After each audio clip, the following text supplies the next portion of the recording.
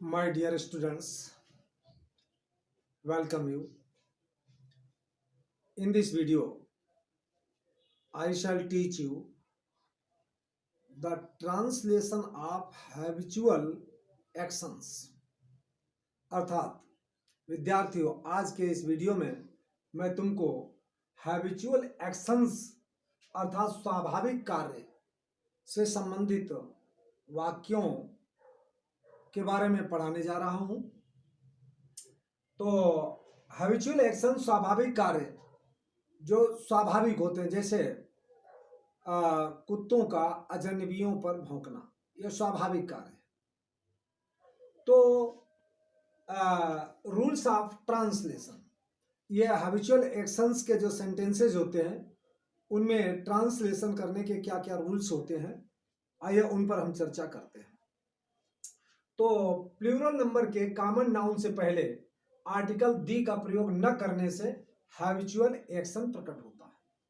बच्चों, यदि common noun plural number में है तो उससे पहले दी का आर्टिकल दी का प्रयोग न करें तो हैबिचुअल एक्शन प्रकट होता है। In English, do not use article the before common noun in plural number for habitual action. अब फॉर एग्जाम्पल, बॉयज प्ले, लड़के खेला करते हैं। Birds fly in the sky, चिड़ियां आकाश में उड़ा करती हैं। Dogs bark at the strangers, कुत्ते अजनबियों पर भौंका करते हैं। तो बच्चों, यहां पर देखा आपने कि बॉयज, बर्ड्स, डॉग्स से पहले दी का प्रयोग नहीं किया गया और दी का प्रयोग कर देने से फिर हैबिचुअल एक्शन का सेंस समाप्त हो जाता है। तो हैबिचुअल एक्शन के लिए ट्रांसलेशन में हमें कॉमन नाउन प्लूरल नंबर के साथ दी का प्रयोग नहीं करना चाहिए। अब दूसरा सेकेंड रूल आता है, यदि प्रॉपर नाउन की आदत प्रकट करनी है, यदि प्रॉपर नाउन का हैबिचुअल एक्शन प्रकट करना है, शो करना है, तो प्रेजेंट टेंस में इज अकस्टम्ड का प्रयोग किया जाता है। बच्चों, इसके लिए इज अकस्टम्ड का प्रयोग करते हैं। किसमें करते हैं? प्रेजेंट टेंस में। किसमें करते हैं? प्रेजेंट टेंस में करते हैं। किसके साथ करते हैं? प्रॉपर नाउन के साथ। तो फॉर एग्जाम्पल, इंग्लिश में is accustomed is used in present tense for proper noun. Proper noun के लिए हम हैबिचुअल एक्शन के लिए इज अकस्टम्ड का प्रयोग करते हैं। For example, Hari is accustomed to sleep in the day. Hari is accustomed to sleep in the day. तो इस वाक्य से ये जो हरी है ये प्रॉपर नाउन है और इसके साथ यदि हम हैबिचुअल एक्शन का प्रयोग करते हैं तो इसके लिए हमें इज अकस्टम्ड का प्रयोग करना पड़ेगा। अब नेक्स्ट,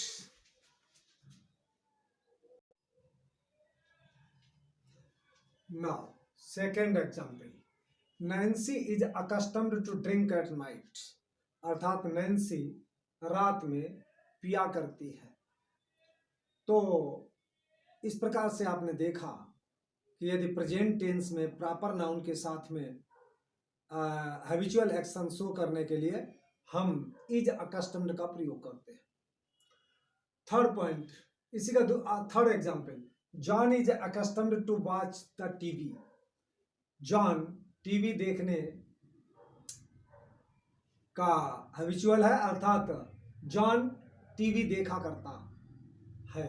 जॉन टीवी देखा करता है। तो उसके बाद थर्ड पॉइंट है, पास्ट टेंस में हैबिचुअल एक्शन के लिए अर्थात आदत प्रकट करने के लिए यूज्ड टू या वुड का प्रयोग करते हैं। बच्चों, यूज्ड टू या वुड में कोई अंतर नहीं है, किसी का भी प्रयोग कर सकते हैं। तो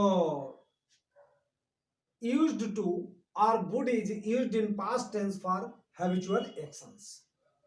तो for example, these girls used to sing a song. अर्थात ये लड़कियां गीत गाया करती थी। These girls would sing a song, ये लड़कियां गीत गाया करती थी, चाहे वुड का प्रयोग करें अथवा यूज्ड टू का प्रयोग करें। He used to play chess in the day, वह दिन में चेस खेला करता था, अथवा he would play chess in the day. तो बच्चों तुमने देखा कि हैबिचुअल एक्शंस वाले सेंटेंसेस में हम किस प्रकार से ट्रांसलेट करते हैं, या कंप्लीशन में भी इनका बड़ा महत्व है। अगर हमें इनका ज्ञान है तो हमारा सेंटेंस गलत नहीं होगा।